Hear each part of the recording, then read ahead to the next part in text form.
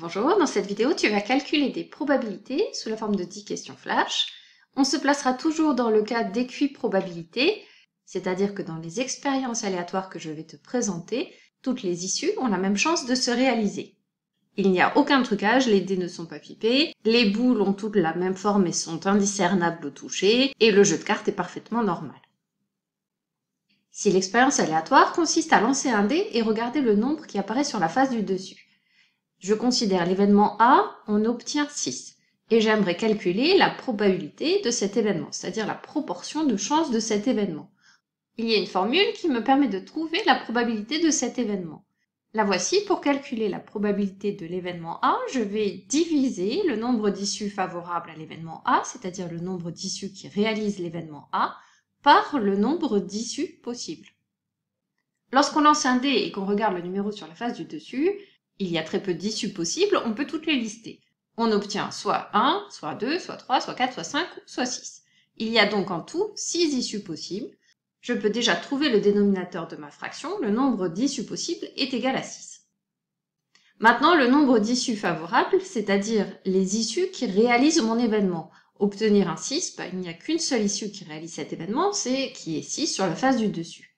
Donc le nombre d'issues favorables est égal à 1. Donc la probabilité de l'événement A est égale à 1/6. Je garde mon expérience et je change l'événement. L'événement, c'est B, on obtient 4 ou 5. Pour calculer la probabilité, j'utilise la formule. Le nombre d'issues possibles est toujours égal à 6, et le nombre d'issues favorables, cette fois-ci, est égal à 2, puisqu'il y a deux issues qui réalisent cet événement, le 4 et le 5. Donc la probabilité de l'événement B est égale à 2/6. Pour cette vidéo, tu peux très bien laisser la probabilité sous cette forme, mais on préfère en mathématiques simplifier les fractions. 2/6, lorsque je divise numérateur et dénominateur par 2, j'obtiens 1/3. Donc la probabilité de l'événement B est égale à 1/3. Et enfin, dernier événement, avec cette expérience, l'événement C, c'est on obtient un nombre pair. Cet événement est réalisé par 3 issues.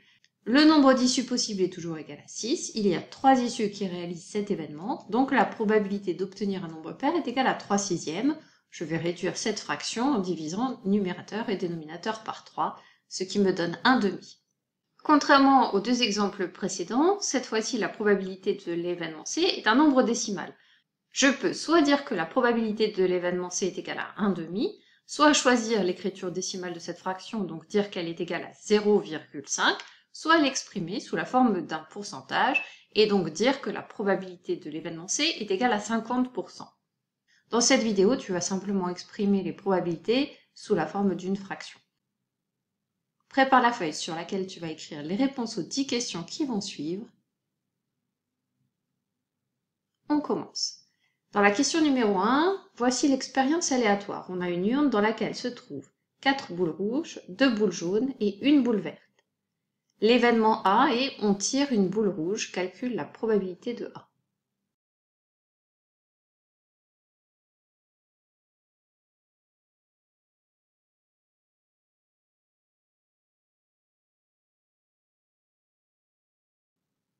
Question numéro 2. Même expérience, l'événement B c'est on tire une boule jaune.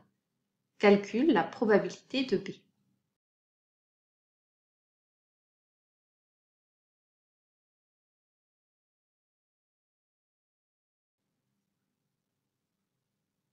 Question numéro 3, même expérience.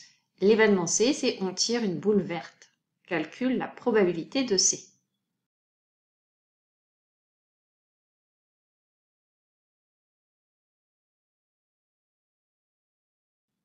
Question numéro 4, même expérience. L'événement D est on tire une boule jaune ou rouge.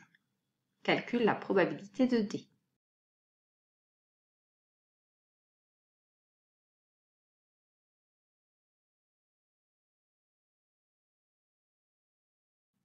Question numéro 5, on change l'expérience. Dans l'urne, cette fois-ci, il y a 4 boules rouges et une boule jaune. L'événement E est on tire une boule qui n'est pas jaune. Calcule la probabilité de E.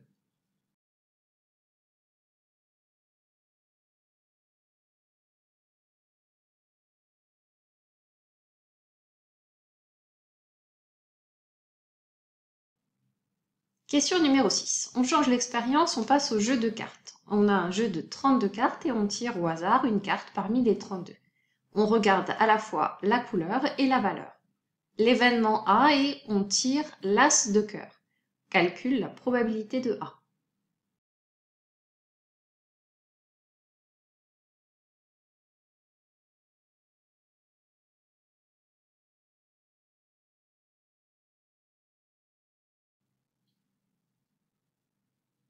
Question numéro 7, on va garder cette expérience jusqu'à la fin des questions flash. L'événement B, c'est on tire une carte de couleur rouge. Calcule la probabilité de B.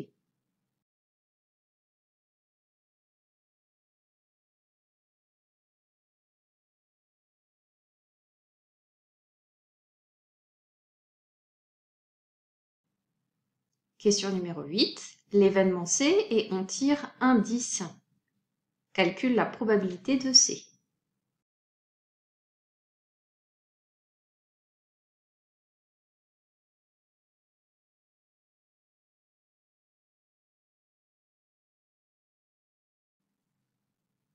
Question numéro 9. L'événement D est on tire un 10 rouge. Calcule la probabilité de D.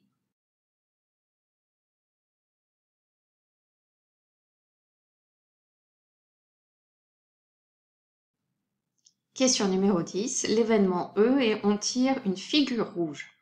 Calcule la probabilité de E.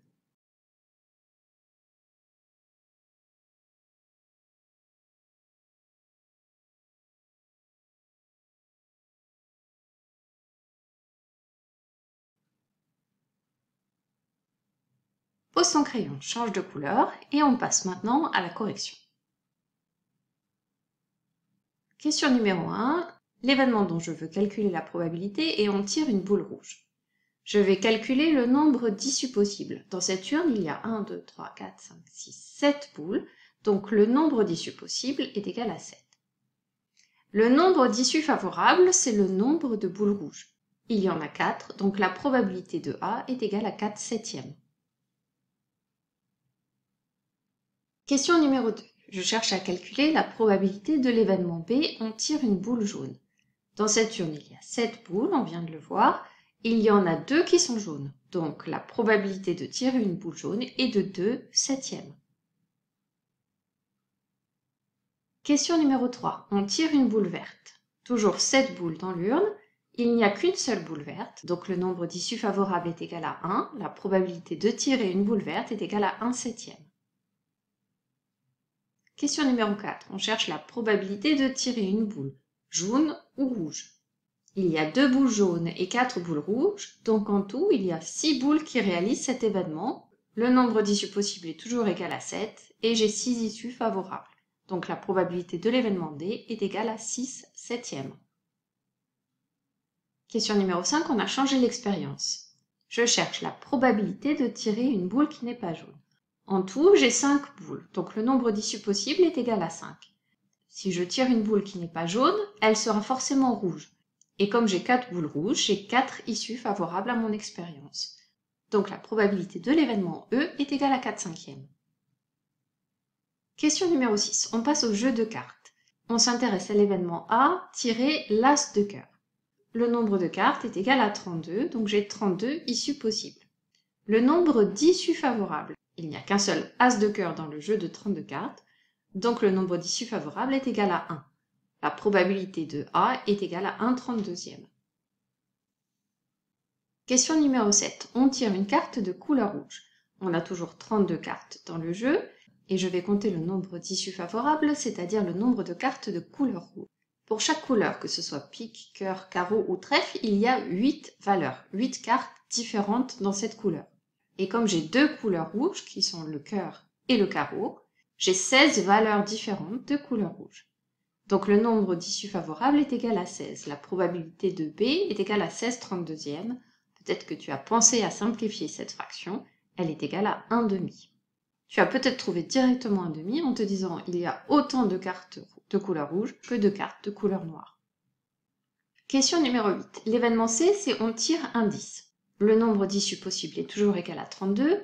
Il faut maintenant que je compte le nombre d'issues qui vont réaliser cet événement.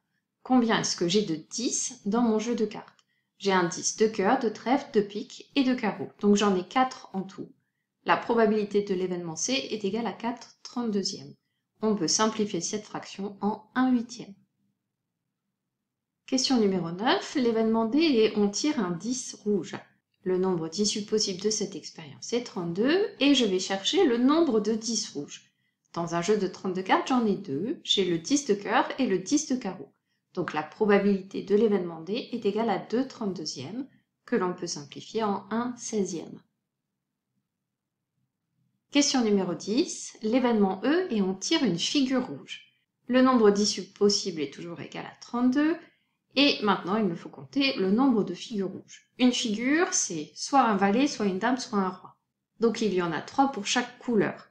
Et maintenant, j'ai 2 couleurs rouges, donc j'ai 3 figures pour le cœur et 3 figures pour le carreau. J'ai donc en tout 6 figures. La probabilité de l'événement E est égale à 6/32e, que l'on peut simplifier en 3/16e. C'est la fin de cette série de questions flash. À bientôt pour une prochaine vidéo.